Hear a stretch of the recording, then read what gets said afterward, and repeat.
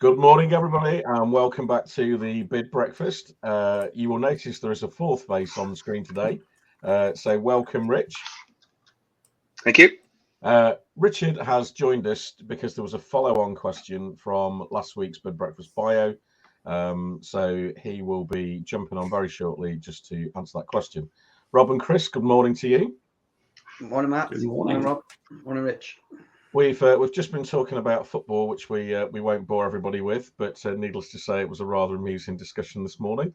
But in the news update, we are going to excite you with what's going on at the moment. So, Rob, do you want to talk us through the first item there? Yes, this is the biggest GP opportunity I've seen in many years, probably since before COVID. I haven't probably got my counting right, but I think it's 8 or 9 GP practices, APMS practices in Greater Manchester, and 2 walk-in centres. An amazing opportunity, whether you're a small GP practice or a larger provider. So I expect to see a few more of these popping up in the coming months, particularly across Birmingham and London. So keep your eyes peeled. Great, thanks, Rob. So go and have a look at that if people are interested in that sector.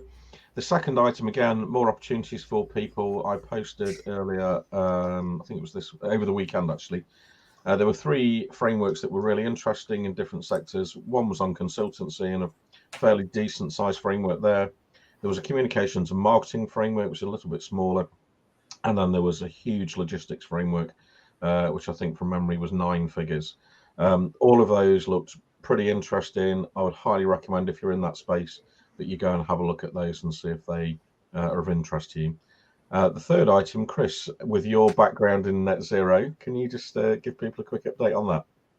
Yeah, I think it feels like it's a bit more of a political net zero stance, but obviously with the election, looming at some point, in the next 9-12 months, we're starting to see a lot of discussion around each political party's headlines around net zero and what their strategy and approach is.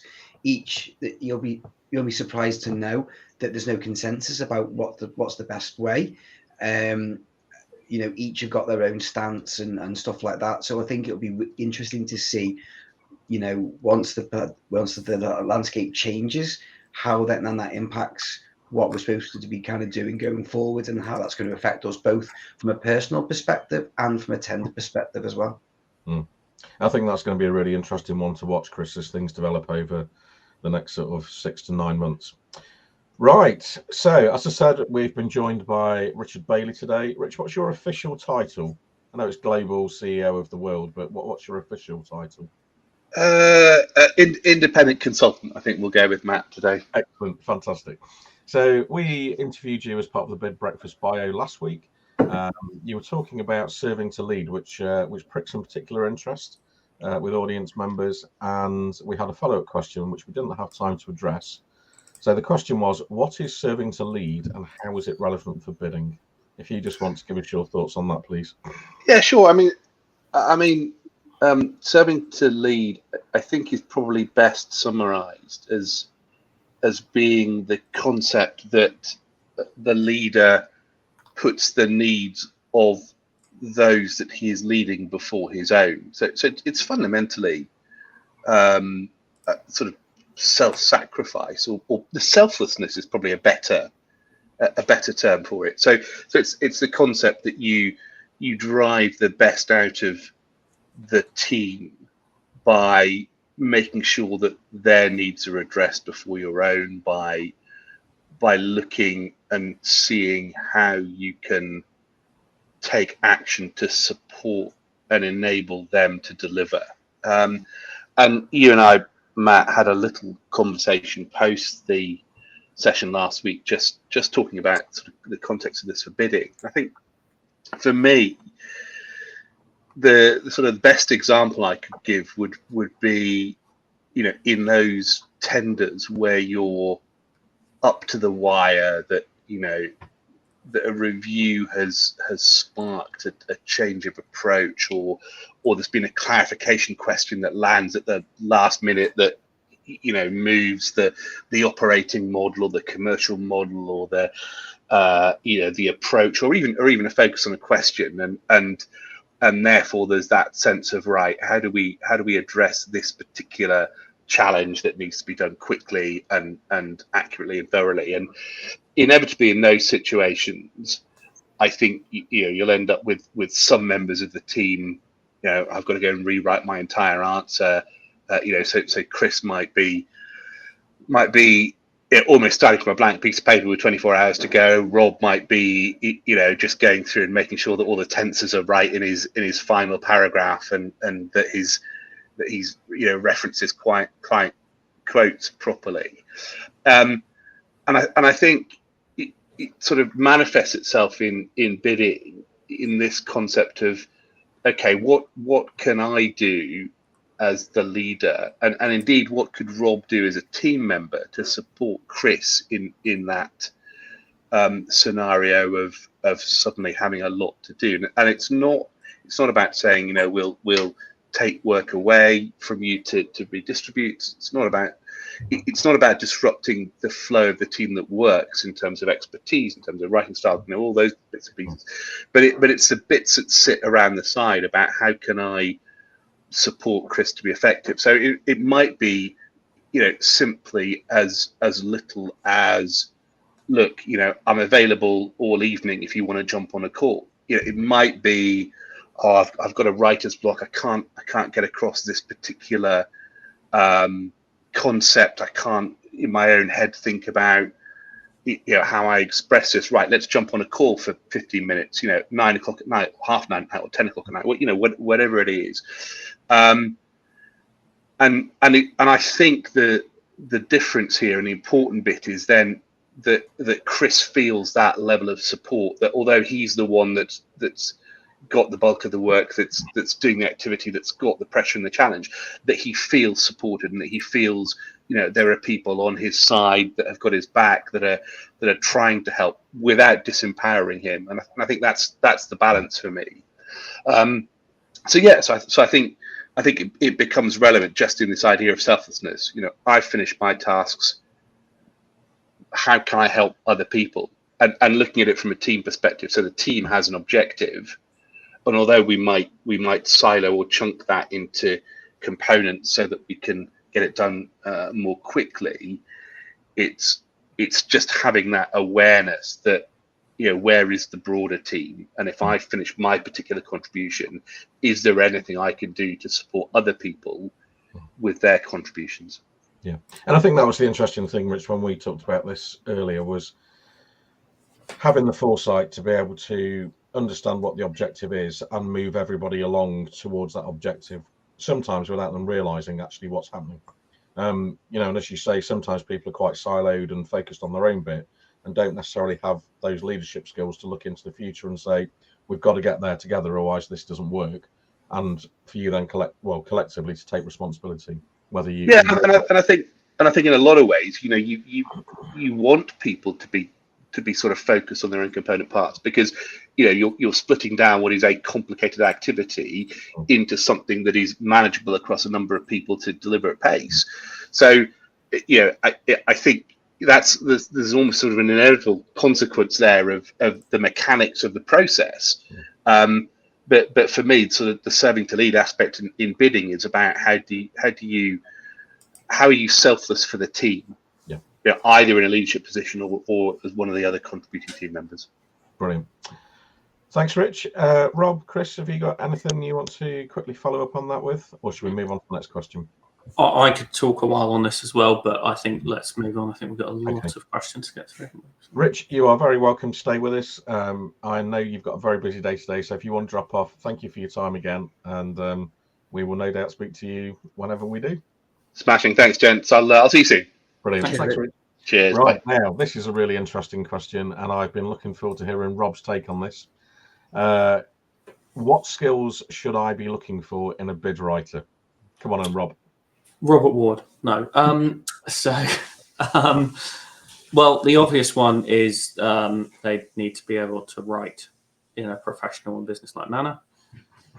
If they haven't done it before, university, well, particularly university courses, do lend itself to it. I did history, and I think it lends itself to that. I think other ones like English would also work for that, but that's not an exclusive route into it. Attention to detail is always mentioned. A willingness to learn, whether you're going to work for an organisation that only provides one service or work for a consultancy and work across multiple types of sectors, you've got to be willing to learn and understand quite often complex bits of information. You've got to be approachable. You've got to be a good communicator to get the information out of people. And you have to be able to absorb, understand, and interpret those complex bits of information as well. The other important element I would also say is the ability to take constructive criticism without getting annoyed or frustrated, which can be quite difficult for some people. Chris, you were nodding and smiling there. Had you got anything to say on that? Yeah, I just thought that kind of criticism one was really apt, I guess, particularly, getting feedback from clients, during the drafting process and things like that. They must be very kind of varied and tough for bid writers from that side of things. I wondered whether time management was another potential one. Because obviously we're always working to deadlines and the project plan and stuff like that. And the other one I thought was problem solver. I know some of that kind of goes, to including like the rest of the bid team or the bid manager. But in essence, a lot of activity in the bid period falls on the bid writer. So there's things that crop up that might need creative problem solving. The only thing I'd say with that is if you're relying on your bid writer to do the creative problem solving, then although that's a good skill for them to have, there's probably a slight issue with either the process or the solution. But we've all been there. Yeah. And I think the point about resilience, Rob, is a really important one if people want longevity in the bid world. It can be a lonely place if bid writers don't have any support around them, because should a bid lose, there's always a finger to be pointed in a lot of organisations, not all, and quite often that will come back to who wrote the bid. So as you said, that ability to take constructive criticism, that's the kind of good scenario to be in. But often I've seen a lot of blame being attributed to bid writers all the way through the process, from not understanding what information was transmitted to them, to not turning it around in the right format, and to not being on time. All sorts of criticism, which is not a very nice place to be. So, and it can be valid, but it's often more Yes. complicated than that. Yeah, exactly. Okay, great. So let's move on to the next one. And this is probably going to be one for you. How can I find out what will be procured through a framework?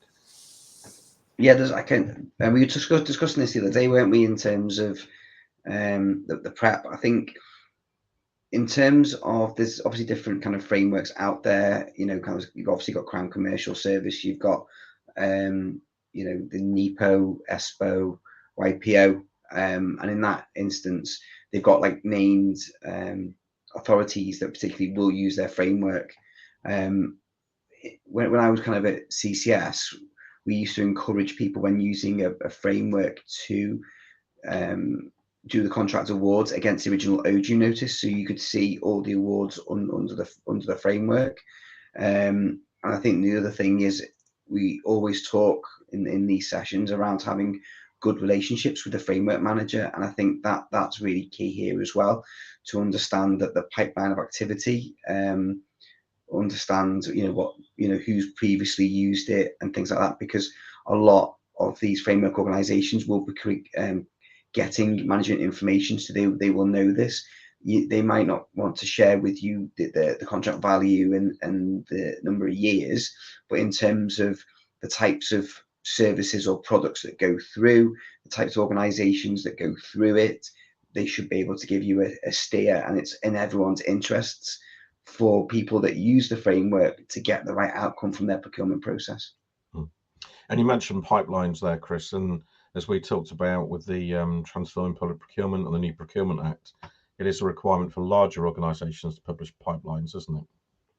Yes, it'd be interesting to see if that's kind of gone to framework or not. I think there was an update to the from the kind of Cabinet Office over the last couple of days. So it'd be interesting to kind of plough through that to see if there's any kind of sight from a framework perspective. Do they have to publish all the opportunities? My understanding from the last draft of documentation, it was just kind of contracting bodies themselves rather than the framework owner. Okay. Right. Now, another great question here, and I'm sure we've all got a view on this. And Rob, perhaps we'll start with you. What should be in a bids library? Previous answers, but make sure they're linked to feedback scores if possible, because there's no point in putting up a load of answers if they're rubbish or perceived to be rubbish. Case studies, relevant stats and data, SQ info, plenty more. But one final point I'll make on this is it's got to be in an accessible format and regularly updated. I've seen in so many places the construction of a bid library and then no one's updated it because the person's left or they just can't be bothered. So all that work is completely pointless. Yeah. Chris, you were nodding away there. Did you want to come in on this one? Yeah, I was just kind of going to take it back a step in from the perspective of the whole point of a bid library is to have all the key information that you need for bids at the touch or in a folder that Rob says, you know, that's easy to access, you understand, and everyone that's responsible and in the bid knows where that information is and can get their hands on it quickly to make the process as kind of quick and slick as possible. So all the stuff, that Rob mentioned, I would totally agree with. And then from an update perspective, it has to be after every bid, doesn't it? In terms of updating that, you know, particularly with feedback from the contracting authority. And then I think any time that you've got, you know, any good case studies or referrals and things like that, you've got to constantly update from that perspective as well. And I think in addition to all the things that you guys have mentioned, I think one of the things that's really helpful for me is a summary of some of the solutioning that goes on. So if there is a service model diagram, a governance diagram, a staffing diagram, those sort of things that you can look at and just think, okay, I understand that now. And there's all sorts of different aspects you could come at that from. But at least then you've kind of got an idea of how things might look for this bid. Rob, I think you mentioned that it's accessible and referenced. And I've seen some really sophisticated bid libraries where things are tagged really well. So rather than having to search through your file structure and go through 1,000 documents, there are systems that will do that very well. And I know in this month's webinar around AI, we're probably going to touch on that and how things are tagged and you can pull things back in. I think the only, you know, if bid libraries are out of date, they're not that useful. But you've got to have someone who's on top of it, and you really want a content manager. So, you know, you might have a bid manager, but I would also say have a content manager. Whether that's the same person or not, it's entirely up to you and your own organization, but somebody needs to sit on top of it. Rich has just jumped back on in the comments. IT process flows as well, really important for a lot of solutions there. So thanks, Rich. Okay, let's move on to the next one then. So, great question here. How did you get into bid writing or management? Chris, your background is procurement rather than either of these two. So why don't we start with you and tell us how you happened to jump the other side of the fence?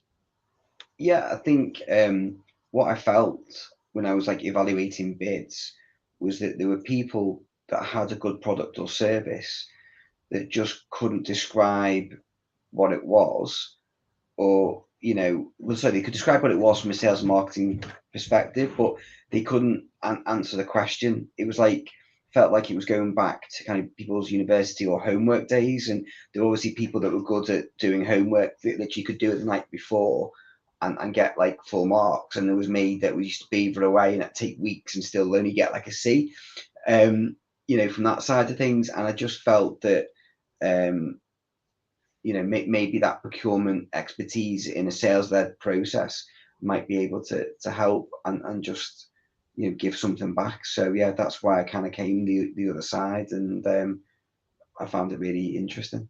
Mm. And rewarding. And when did you make the jump, Chris? Just remind me. It's coming up to 5 years. Wow, excellent. Rob, let's hear your journey into bid writing then. It was the financial crash, which was a great time to graduate from university when there were no jobs around. Ended up getting a graduate job at a healthcare company, a small one. They were doing lots of bids. They didn't know what to do with me. They put me on the bids. Won a couple, probably by accident, and got the bug, and that was that. And what is it that what gives you the bug? What keeps you coming back, Rob? I like the deadline-based work, to be honest. I have done a job where work never ends and is continuous. I was a contracts manager once. Mm-hmm. It doesn't fulfill me. I like having a project with a start to an end and a result. And have you always been a bid writer, Rob, or have you ventured into bid management as well? Yeah, well, I've been a one-man band within organisations, so I've done the whole spectrum: bid writing, bid management, business development, contracts. I've done a bit of all of it. I like all of it, to be honest, but I think writing is probably my best skill. Yeah, good. And I, as with all of, well, I know Rob, you and I have had this discussion a lot. Kind of got into bidding by mistake, really. Although thinking back to, I started my career in the NHS in a research team, and there was a lot of grant writing back then, which has only just occurred to me was probably the start of the journey. But a lot of my jobs in the NHS over the 20 years had some sort of commercial aspect to them until about halfway through my career. The NHS started getting really competitive and we had to bid on things. And at the time, we didn't have a business development unit. So there was myself and another person who were tasked with setting up the business development unit. And we did. And the first bid that we put together was absolutely horrendous. We made every mistake possible known to man.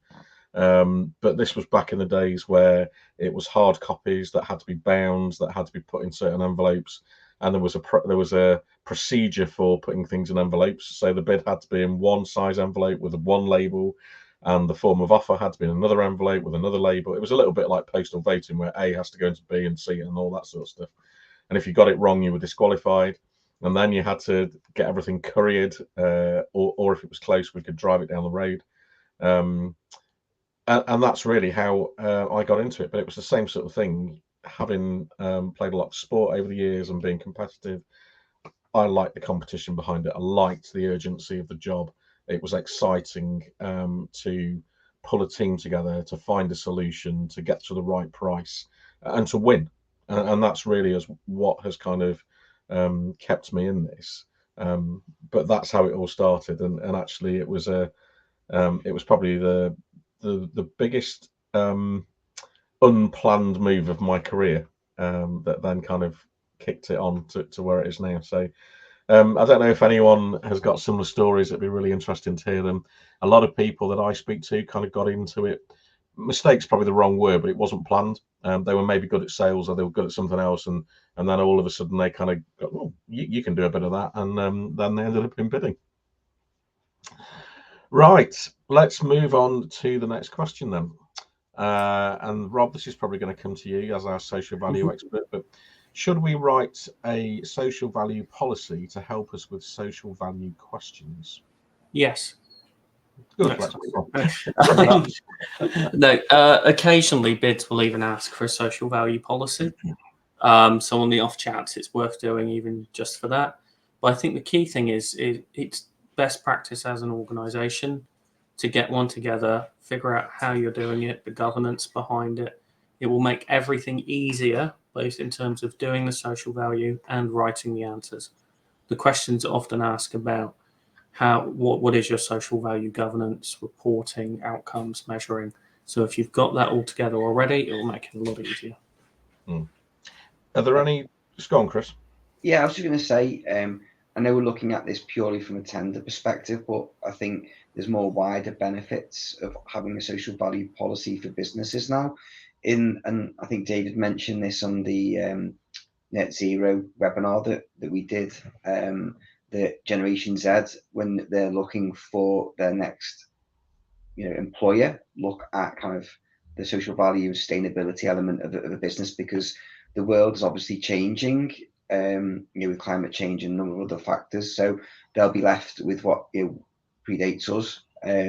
So yeah, that's a big important consideration for them. And also, I think businesses are looking, as well as kind of cost, as well as obviously quality, that are looking generally when they're doing business about the kind of environmental and sustainable factors of other companies, and they want to work with similar value companies as well.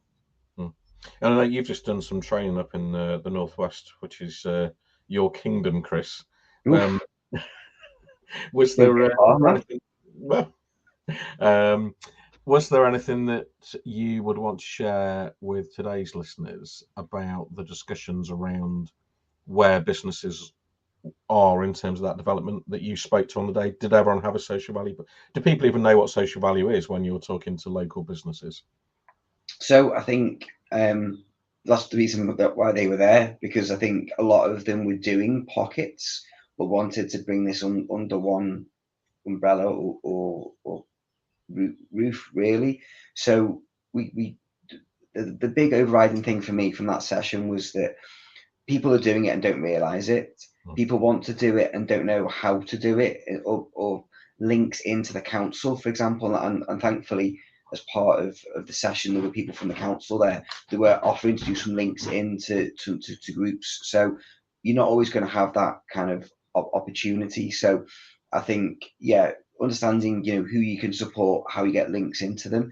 Reporting was kind of like, how do we report it? Which I think there's another question on around that. But also that governance and structure, and having it from the top down and getting that support, and it's embedded within the organisation. We talked about that as well. Brilliant. Thanks, Chris. So you've just mentioned there was another social value question, and that was, how do you measure social value question outside of a tender process, which is really interesting. And it kind of links into what you've just said, Chris, about just being good practice for businesses in today's world.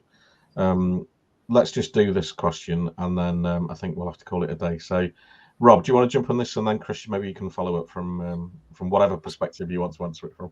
Okay. I think if you're starting from scratch, the first thing you need to do is sit down as an organisation and figure out what you're doing. Get it down. Let's just say on a spreadsheet is the easiest way to do it. It's a starting point. Put down what you're doing, put it on a spreadsheet, try and quantify each of those activities. So are you giving money to charity? That's fairly simple. Is it man hours of volunteering? Is it in-kind support? Get that all together in one place, and then look at, is that an ongoing activity? Is it a one-off? So that's a really simple way of looking at it. There are more complicated bits of software that will do a lot of this for you. The social value portal is an obvious one, which is actually quite useful as a reporting tool. There's another one called Thrive, but there's loads out there which will quantify each element that you're doing, and they'll put it against a nationally recognised measure such as TOMS, which we won't go into today. But the key thing is make it simple and accessible for you to understand, and that somebody is responsible for doing that and tracking at it and looking at it over time. From a tender perspective, that will then make everything a lot easier for when you're answering the questions and being able to prove and quantify what you're doing. Brilliant. Thanks, Rob. Chris, you've got 1 minute to give your perspective on this. Yeah, I just think we a lot of us are doing this already. It's just not being kind of collated. Start simple and then build from that would be my recommendation. From an environmental perspective and net zero, you can have a lot of the data already. A lot of people I'm speaking to, will have their bills for waste, electricity, that type of thing. They may not have their employee commuting and their business travel from a mileage or train stuff kind of logged. So start to think about that as well, because you'll need that for carbon reduction plans. Lovely. Thanks, Chris. And well done for doing that so quickly. There are a couple of other questions that we've got that we will roll over to the next session, which is on the 10th of April. But in the meantime, hopefully that's brightened up your commute into work, whether that is rolling into the kitchen, sit down at the laptop, or on the train or in the car. Have a great Easter if we don't speak to anyone before that, and we will see you all in a week's time for the Bid Breakfast bio. Thanks. Thank you.